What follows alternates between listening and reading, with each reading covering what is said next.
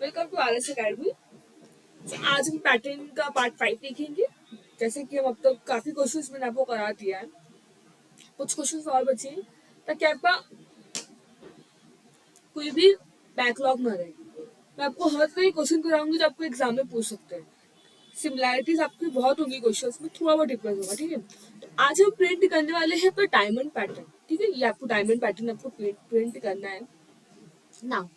सबसे पहले as usual जैसे हम हमेशा से करते आ रहे पैटर्न में, मैंने आपको हमेशा बताया कि पैटर्न जब आप सॉल्व करते हो तो सबसे पहली बात आपको ये पता होनी चाहिए कि इसका लॉजिक क्या है, उनके रो एंड कॉलम के बीच में क्या डिफरेंस है, कैसे स्पेस प्रिंट हो रहा है, कैसे मेरा स्टार प्रिंट हो रहा है।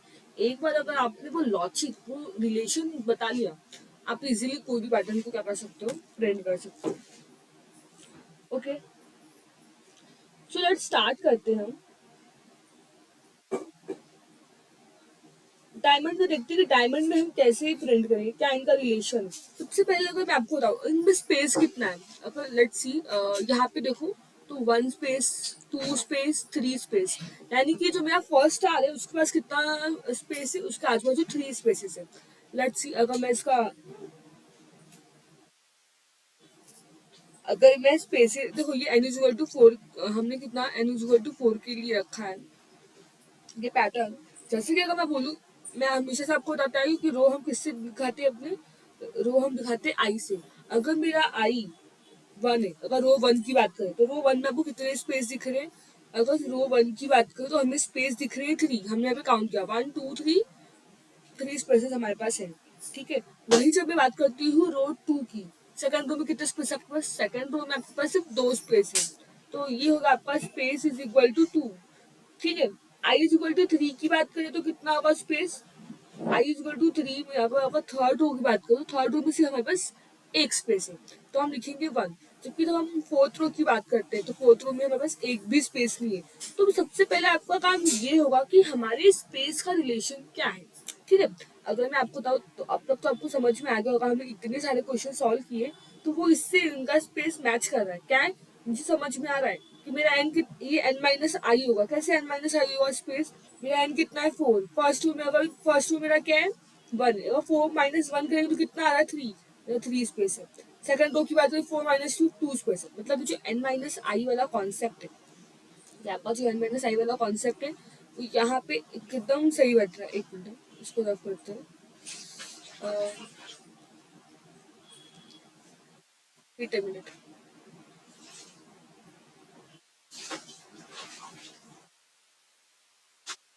स्टार्ट करते हैं। ओके, तो ये जो हमारा space equal to n minus I है, ये रिलेशन एक हमारा स्पेस में होगा, ठीक है। ये तो आपको समझ में आएगा कि हमें किस स्पेस में क्या करना है। ये फर्स्ट हमारा मिल गया। अब हमें देखना है कि स्टार कैसे प्रिंट करना है। स्पेस का तो कैसे प्रिंट करना है वो समझ में आ गया, बट स्टार कैसे प्रिंट हो रहा है। देखो अब कॉमन सेंस की बात है, वापस से अगर मैं आपको यहाँ बताना चाहूंगी तो हमारा ये जो डायमंड है वो दो पार्ट में डिवाइड है। ये हमारा अपर पार्ट हो जाता है और ये हमारा हो जाता है लोअर पार्ट। तो ये जो दो पार्ट्स हमारे हैं नॉर्मली, ये दो पार्ट्स में हमारा डायमंड क्या है, प्रिंट हो रहा है। Is that clear?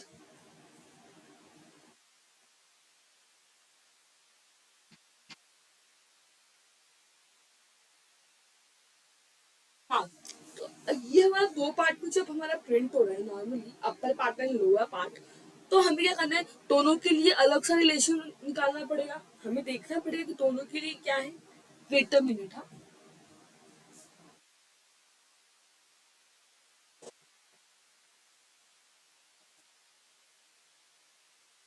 तो upper part and lower part में कैसे प्रिंट करना है ये हमें देखना पड़ेगा, ठीक है। तो लेट्स स्टार्ट करते हैं। हमें पता है कि अगर मैंने एक बार अपर पार्ट के रिलेशन फाइंड आउट कर लिया तो क्या होगा, लोअर पार्ट के लिए हमें सिर्फ रिवर्स करना होगा, क्योंकि ऑलमोस्ट आपका सब कुछ सेम है। जस्ट अपर पार्ट का लोअर पार्ट में रिवर्स है।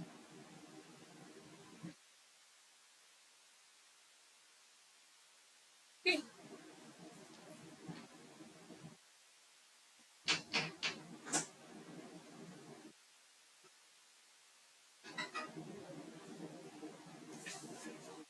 आपका इसमें अपर एंड लोअर पार्ट का रिवर्स है। तो लेट्स सी हम देखते हैं कि अपर पार्ट में हमारा क्या रिलेशन है। अपर पार्ट में अगर हम देख रहे हैं, नॉर्मली तो अपर पार्ट की बात करते हैं, सबसे पहले स्टार कैसे प्रिंट हो रहा है आपका इसमें है 1 स्टार, एक स्टार प्रिंट हो रहा है हमारा। इसमें कितने स्टार प्रिंट हो रहे, इतने इसमें हमारे हो रहे 3 स्टार, फिर हमारा 5, फिर हमारा 7।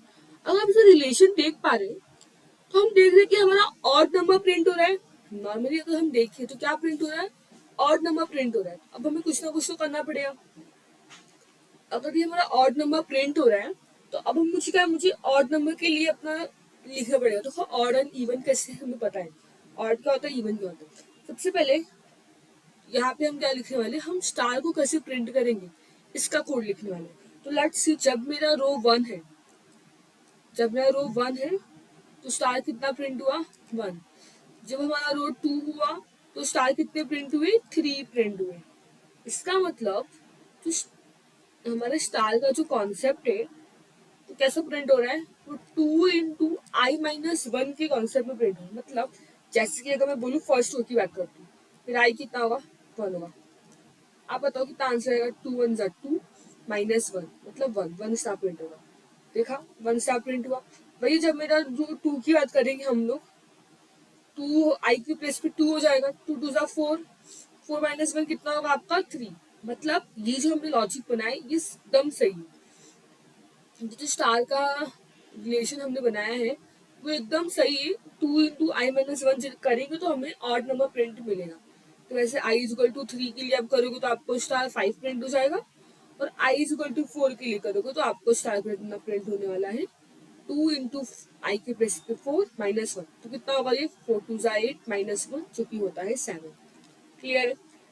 अब हमें क्या करना है, अब हमें ये मेरा क्या है, अपर पार्ट के लिए जो हमने कोड बनाया था, अपर पार्ट के लिए आपका कोड रेडी है। ठीक है, लोअर पार्ट के लिए आपको सिर्फ रिवर्स करना है। ये किसके लिए कोड बनाया हमने, ये हमने ऑड स्टार्स प्रिंट करने के लिए, और ये मेरा स्पेस प्रिंट करने के लिए। तो बिना टाइम वेस्ट किए लेट्स स्टार्ट करते, कंप्यूटर स्क्रीन पे जाते और अपना कोड लिखते हैं। ठीक है, सबसे पहले हम एक न्यू फाइल बनाएंगे, rs_26_pattern part 5, एंटर करते हैं। सबसे पहले इसको क्लोज करते हैं, मैं स्क्रीन थोड़ा जूम कर दूँ ताकि आपको दिखाई दे अच्छे से। पहले हम पब्लिक स्टैटिक वॉइड में पब्लिक स्टैटिक वॉइड में स्ट्रिंग आर्ग्यूमेंट्स लिखेंगे। ये हमारा हो गया। नाउ मुझे कितने के लिए प्रिंट करना है, 4 के, तो मैं डायरेक्ट इसमें इनपुट होती है इंट n = 4 के लिए पूरा प्रोग्राम रन होगा। सबसे पहले हम क्या करने वाले, आउटर लूप के लिए अपना कोड लिखेंगे। ठीक है, तो फॉर पैरेंथेसिस, फॉर एक वेरिएबल बनाएंगे आई नाम का। ठीक है, तो हमारा स्टार्ट कहाँ से होगा, हमारा स्टार्ट हमारा होगा 1 से। हमने अभी देखा हमारा स्टार्ट 1 से होगा। आई की कंडीशन क्या होगी, n जब तक मेरा आई है तब तक हमारा ये रन होगा, और ऐसा हुआ तो i++ होगा। ठीक है, ये हमारी पूरी फॉर लूप की कंडीशन हो गई। अब हम किसके लिए कोड लिखेंगे, सबसे पहले मुझे स्पेस प्रिंट कराना है, तो हम स्पेस के लिए कोड लिखते हैं। फॉर लूप लिखेंगे, एक वेरिएबल बनाएंगे जे नाम का, जो कि हमारा 1 से स्टार्ट होगा। कंडीशन क्या है, जे n - i, क्योंकि हमने देखा था n - i हमारा जो है वो कंडीशन है स्पेस प्रिंट करने का। तो n - i जब तक है तब तक ही कंडीशन होगी, और हमारा जी इंक्रीमेंट होगा। नॉर्मली हमने ऐसा लिखा था। अगर ऐसा होता है तो हम क्या बोले थे, हमने कहा था कि अगर ऐसा होगा तो आपको क्या प्रिंट करना है, आपको एक स्पेस प्रिंट करना है। इज दैट ओके, यहाँ तक सही है ना। अब हम कोड लिखेंगे स्टार को प्रिंट करने के लिए। ठीक है, सो फॉर एक जे नाम का वेरिएबल बनाएंगे, 1 से स्टार्ट होगा। अब हमारा और की कंडीशन क्या थी, और की कंडीशन थी जे = 2 × i−1। ये कंडीशन थी और की, हमने भी देखा था डायग्राम में, तो मैंने आपको कॉन्सेप्ट सिखाया है। तो आपका इंक्रीमेंट होगा, ये हमने देखा है। ठीक है, अगर ऐसा होता है तो अब क्या करोगे? अगर ऐसा होगा तो हम प्रिंट करेंगे star.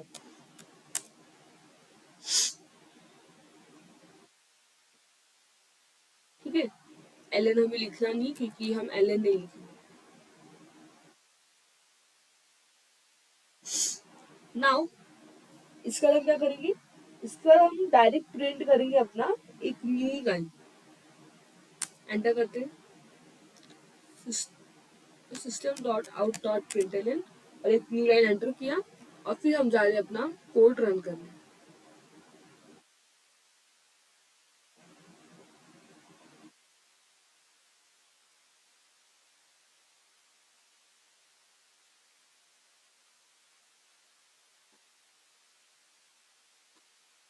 Let's see.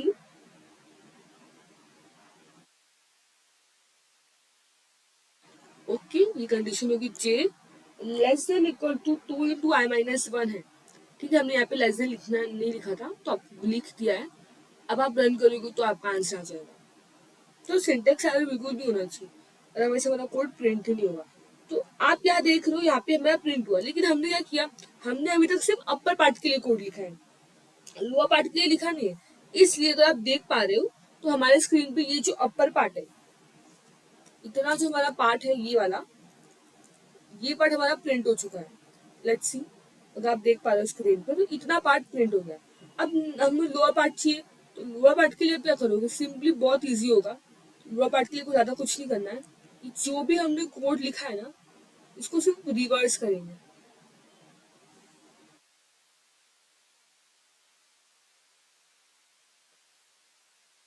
Wait a minute.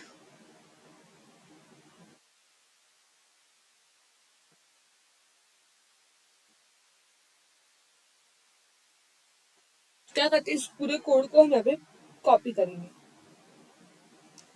Control C.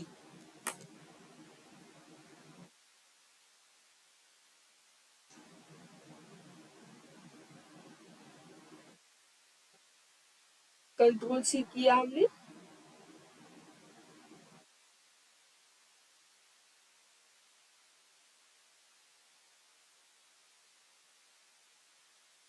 Control we.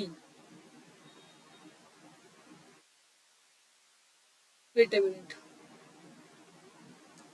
एक काम करते हैं, यहाँ से पूरा इसको बैक स्पेस करते हैं, इसको एंटर करते हैं।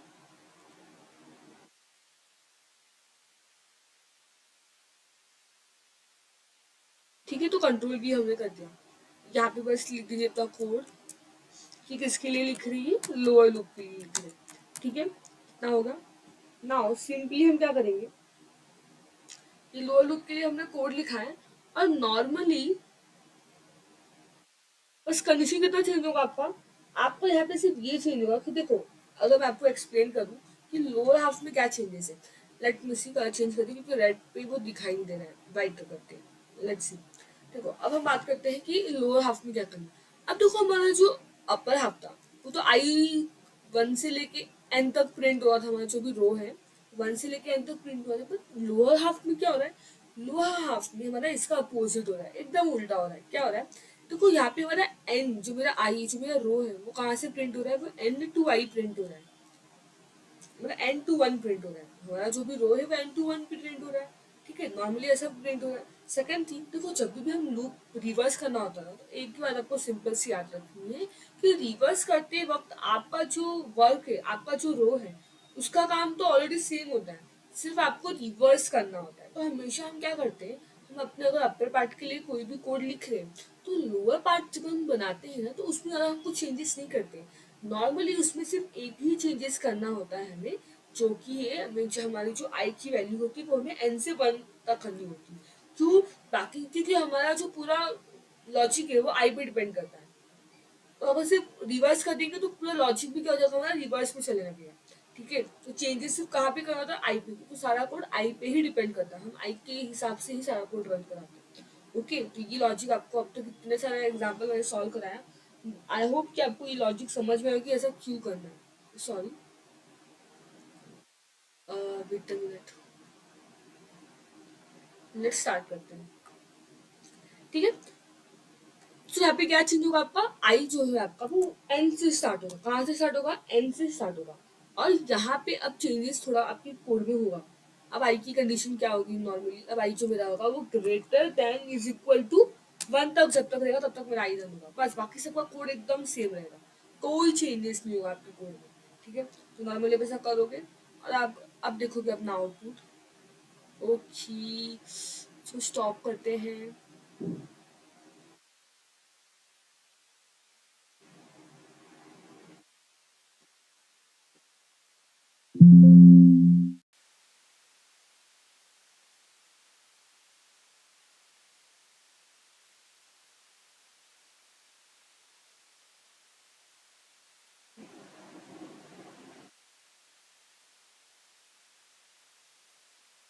वेट अ मिनट, हमारा जो लूप है वो इनफाइनाइट तक जा रहा है। तो आपने देखा इनफाइनाइट की वजह से लूप कंटिन्यूसली जाते जा रहा है। एक्चुअली यहाँ पे हमें क्या करना है, डिक्रीमेंट करना है, इंक्रीमेंट ही नहीं करना, हमें तो उल्टा जाना है। तो इसलिए आपको ध्यान देना है, अगर आपका लूप इनफाइनाइट जाता है तो इससे बहुत प्रॉब्लम होगी। इससे आपका जो कंप्यूटर है उसका पूरा मेमोरी क्या हो सकता है, पूरा मेमोरी आपका खराब हो सकता है, मतलब पूरा मेमोरी आपका ब्लॉक हो जाएगा। ठीक है, तो ये सब आपको ध्यान देना है, ये चीज़ें जो छोटी छोटी मिस्टेक होती है आपको याद रखना है। तो हमारा जो यहाँ पे लूप है वो इनफाइनाइट जा रहा था, इसलिए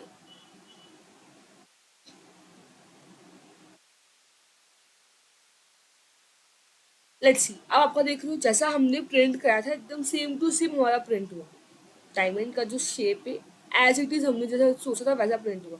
तो ये तरीका होता है आपका डायमंड का कितने भी नंबर का बोला प्रिंट करने के लिए। यहाँ पे हमने क्या किया, यहाँ पे तो हमने यूजर से बोला कि हाँ इंटू हमें आई इज इक्वल टू 4 के लिए चाहिए। अगर आपको नहीं चाहिए तो आप क्या कर सकते हो, आप यूजर से इनपुट भी ले सकते हो। तो यूजर से इनपुट कैसे लेंगे, नॉर्मली यूजर से अगर हमें इनपुट लेना है तो हम सबसे पहले लिखेंगे स्कैनर क्लास। ठीक है, स्कैनर क्लास लिखेंगे तो हमें इंपोर्ट जार और ट्यूटल डॉट स्कैनर तो करना ही पड़ेगा। तो इंटेलिज आइडिया डायरेक्ट हमें वो इंपोर्ट करके देता है। अगर आप कोई और एडिटर यूज़ करोगे तो शायद उसमें आपको लिखना पड़ेगा। ठीक है, तो स्कैनर लिखते हैं हम, फिर हम लिखते हैं जो भी हमें ऑब्जेक्ट बनाना है। समझो मुझे ऑब्जेक्ट बनाना है एस सी नाम का, तो S C is equal to, अब हम क्या करेंगे, हम न्यू कीवर्ड का यूज़ करके न्यू ऑब्जेक्ट बनाएंगे जिसमें हम लिखेंगे, हमें यूज़र से इनपुट लेना है तो सिस्टम डॉट इन, एंटर करते हैं।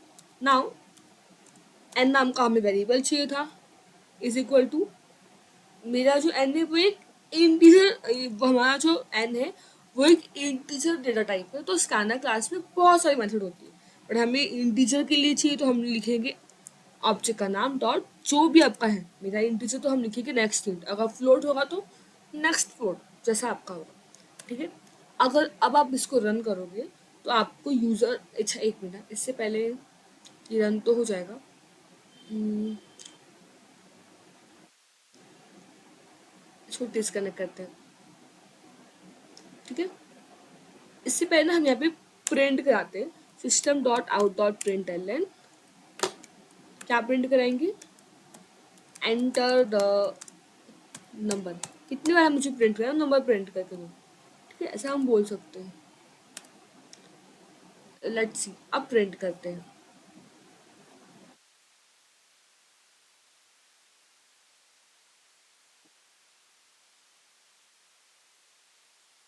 ना उसी का बोला एंटर द नंबर, समझो मुझे ना इस द प्रिंट करना है 7 के लिए।